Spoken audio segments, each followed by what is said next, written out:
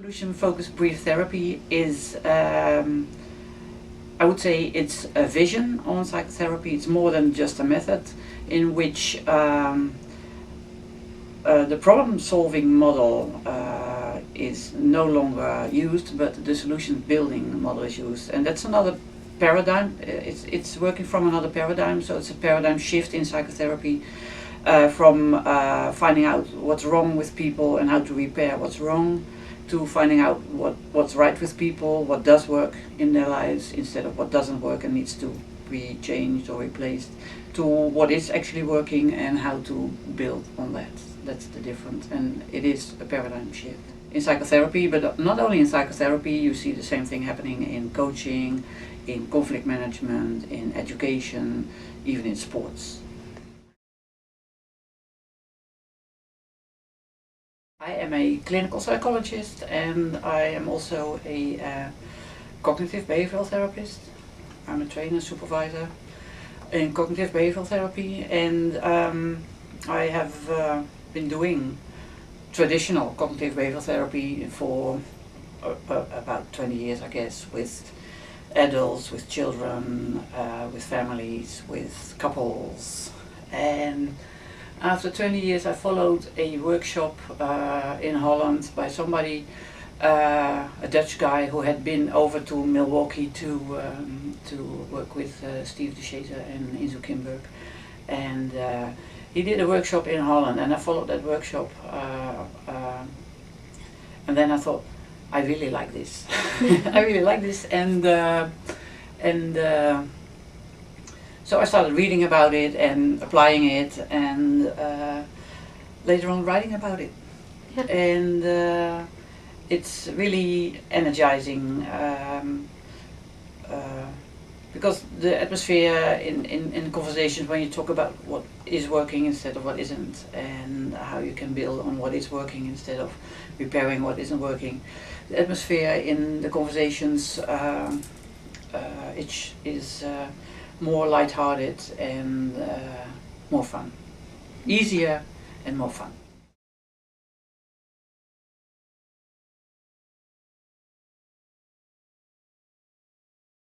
Nobody asked me my 4 basic questions myself, so that's really nice. So what my best hopes are that that the combination of solution focus and positive psychology can actually change our working field, because I think that's basically my mission, that psychotherapy, as we're talking about psychotherapy, can be better, more people can be reached, more sustainability in the gains that people make may be reached, because not everybody profits from therapy in the long run, or they fall back, you know. So I think lots of things could change for the better in making therapy better, shorter, and also more fun. And I think therapy shouldn't be the place where you only go and talk about what's wrong with you, but should always also be the place, and maybe first and foremost be the place where you come and talk about what's right with you and how you can expand on that.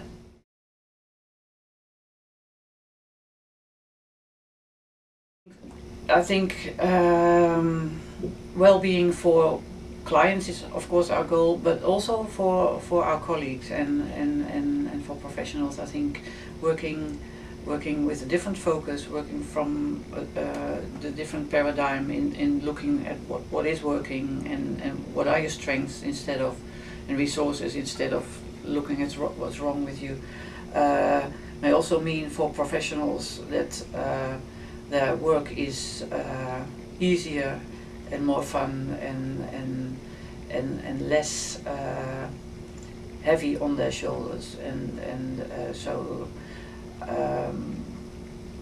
the future I would like to see is a future wherein professionals, there's more well-being for professionals, and for instance, you could say, talking about post-traumatic success for our clients, but there's also the concept of secondary traumatization, which is when professionals, they really get negatively influenced by hearing the stories and helping traumatized people. There might also be post-traumatic success for professionals.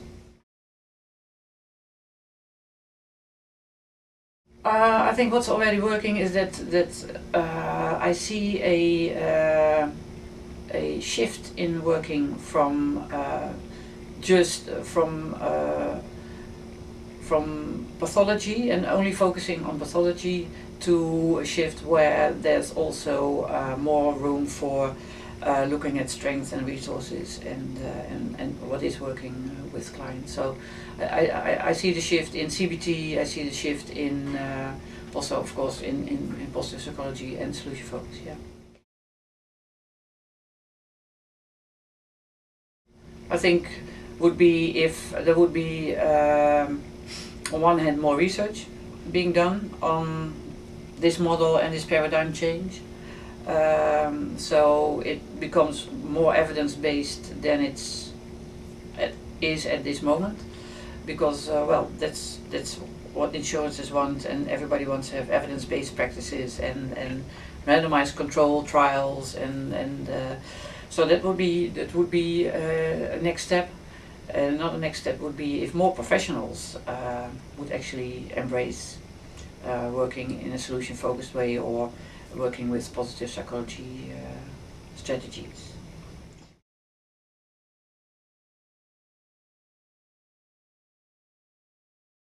Based on my previous book, the 1001 solution-focused questions, we were talking about the feasibility of making a division, not so much because you might say solution-focused brief therapy is a trans-diagnostic approach, which can be applied to all sorts of disorders on axis 1 and also axis 2 in the DSM-5. But then we decided to make different volumes based on the 1001 solution-focused questions, containing in each volume 101 solution-focused questions, with help. These books are meant for professionals, with help for help with anxiety, volume 1, depression, volume 2, and trauma, volume 3, and maybe later on this may be extended to more volumes, maybe, hopefully. These volumes will be different because in Europe, and I guess it's the same over here in the US, many colleagues are working with specific client groups, for instance with trauma survivors, or for instance with depressed people. So for them, having a small volume in which they can easily read which questions to ask, because like I said, asking solution-focused questions is at the heart of solution-focused brief therapy, might be very useful to them. For instance, if you work mainly with depressed patients or with traumatized clients, you might just select that small volume and see what questions you may use from that volume.